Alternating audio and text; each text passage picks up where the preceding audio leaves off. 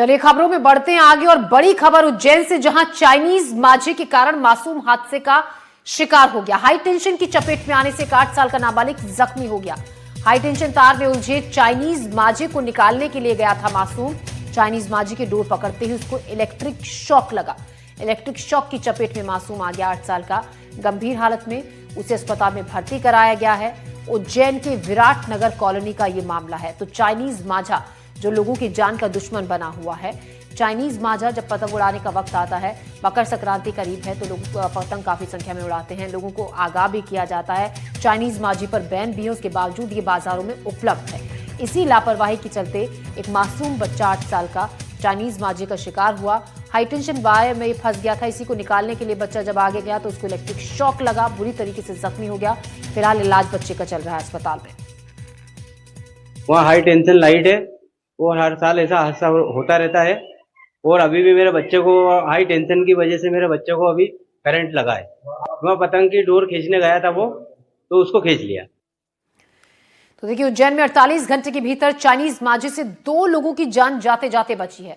आज 8 साल का मासूम चाइनीज माझे की वजह से हाईटेंशन तार की चपेट में आकर झुलस गया। इससे पहले एक बाइक सवार छात्र के गले में चाइनीज माझा फंस गया था। 2 तस्वीरें दिखा रहे हैं।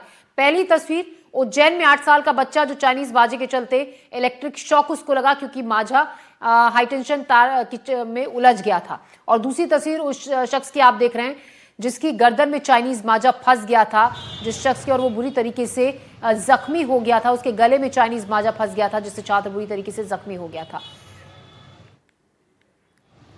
मैं 0 पॉइंट ब्रिज से कोयला फाटक की तरफ जा रहा था। लगभग 5:30-5 बजे के आसपास की बात है।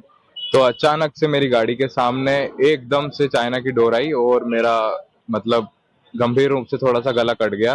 उसके बाद मुझे चक्कर वगैरह सब कुछ आए।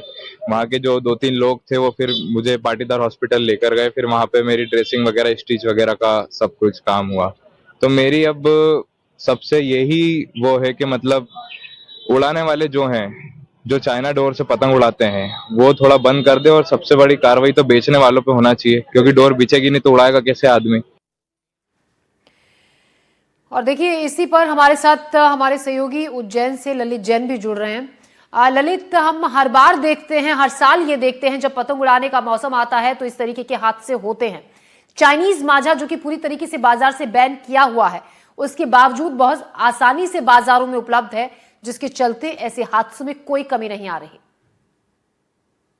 जी, आपका कहना बिल्कुल सही है कि चाइनीज मांझे में प्रतिबंध है। पुलिस लगातार सर्चिंग कर रही है पतंग व्यवसाय का, उसके बाद भी हादसे हो रहे हैं। उसकी वजह यह है कि जो चाइनीज मांझे है, भले यहाँ पर प्रतिबंध किया लेकिन उसको ऑनलाइन हो रहा है और होम डिलीवरी हो रहा है।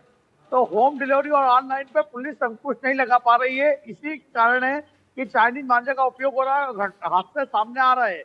अब ये देखना होगा कि कब तक हादसे सामने आता है, पुलिस का क्या तोड़ निकालती है, किस तरीके से कार्रवाई करती है कि चाइनीज मांझे किसी भी तरीके से उज्जैन में ना आ सके। जी ललित, मुझे याद है हम अगर पिछले साल की ही बात करें तब भी ये बात सामने आई थी कि बाजारों में चाहे ये बैन है लेकिन ऑनलाइन बहुत आसानी से उपलब्ध है। तो क्या कहती हैं जो जांच एजेंसियां हैं, जो बड़े अधिकारी इस मामले को लेकर जांच कर रहे हैं, क्योंकि लोगों पर एक्शन भी लिया जाता है, उस दिशा में कैसे कोई कदम उठाया जा सकता है या किस तरीके से उसको रोका जा सकता है? क्योंकि बहुत सी दुकानें ऐसी हैं, लोगों का ये कहना है कि वहां पर उससे आसानी से बाजारों में दुकानों से आसानी से चाइनीज माजा मिल भी जाता है उन्हें। जी, आपका कहना बिल्कुल सही है कि यहाँ उज्जैन में तो नहीं लेकिन आसपास के जो छोटी जगह है जहाँ पर इतनी सख्ती नहीं है, वहाँ पे आसानी से चाइनीज मांझा मिल जाता है। क्योंकि चाइनीज मांझे पे जो व्यापारी है उसको ज्यादा लाभ मिलता है। जो लोग रहते हैं ज्यादा खरीदने के इच्छुक रहते हैं क्योंकि इससे पतंग कटती नहीं है, उनकी ज्यादा ज्यादा बन जाता है। रही बात ऑनलाइन की, तो इस पे पुलिस या प्रशासन द्वारा अंकुश लगाना लगता है असंभव है। यही वजह है कि पिछले 8 साल से पुलिस और प्रशासन लगातार प्रतिबंध लगा रहा है, उसके बाद भी दुर्घटनाएं रुकने का नाम नहीं ले रही है। जी ललित, तो बच्चे की फिलहाल कैसी तबीयत है, कैसी हालत है? 8 साल का बच्चा जिसको इलेक्ट्रिक शॉक लग गया था क्योंकि माझा हाई टेंशन वायर में उलझ गया था, जिससे बच्चे को इलेक्ट्रिक शॉक लगा। फिलहाल स्थिति कैसी है, क्या सुधार हुआ है हालत में कुछ? ये विराट नगर के अमन नाम का 8 साल का बालक है जिसका हाथ और चेस्ट जला था। हालांकि स्थिति गंभीर नहीं थी, उसको स्थिति सुधार ली गई, मतलब तुरंत ही अस्पताल ले गए थे परिजनों, उसका इलाज करवा लिया था, इसलिए स्थिति सामान्य है, उसकी स्थिति खतरे से बाहर है। जी जी ललित, बहुत शुक्रिया आपका जानकारी के लिए। हमारे सहयोगी ललित जैन हमें उज्जैन से जानकारी दे रहे थे कि किस तरीके से चाइनीज मांझों को पूरी तरीके से बाजार से बैन करने की कोशिश की जा रही है, लेकिन उसके बावजूद कुछ दुकानों पर उपलब्ध है। ऑनलाइन बहुत आसानी से ये मांझा मिल जाता है। फिलहाल खबरों में हम बढ़ते हैं आगे।